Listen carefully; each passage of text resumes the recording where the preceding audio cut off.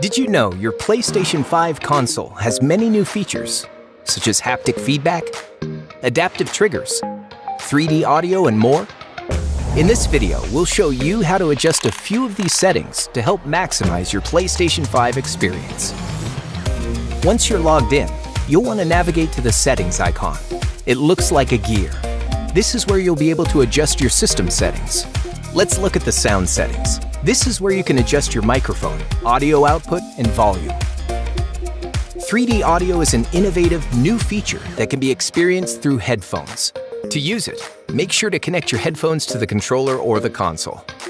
You can also adjust your 3D audio profile. Each person experiences 3D audio differently. This option lets you find a 3D audio profile that best suits your ear level. So try and choose the option that sounds best to you.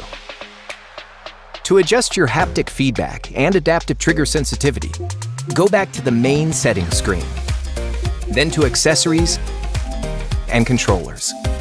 From here, you can customize the level of haptic feedback and adaptive trigger experienced. The default is set to Strong, but feel free to change this to find the setting that best suits your taste. Finally, your PlayStation 5 console has various power-saving settings. The Optimized Experience setting will automatically update your console to the latest system software, allow you to turn on your console remotely when using the PlayStation app or Remote Play, and charge your controllers even when in rest mode. The Low Power Use setting does not include these features and will ensure the lowest power consumption in rest mode. Don't worry if you missed it during the initial setup. You can still adjust these settings at a later point in time. To adjust the automatic update of system software, go to System and then System Software. To turn on your console remotely using the PlayStation app and Remote Play, go to System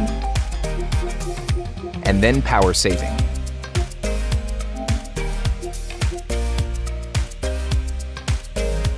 Don't forget to enable Remote Play to use the feature.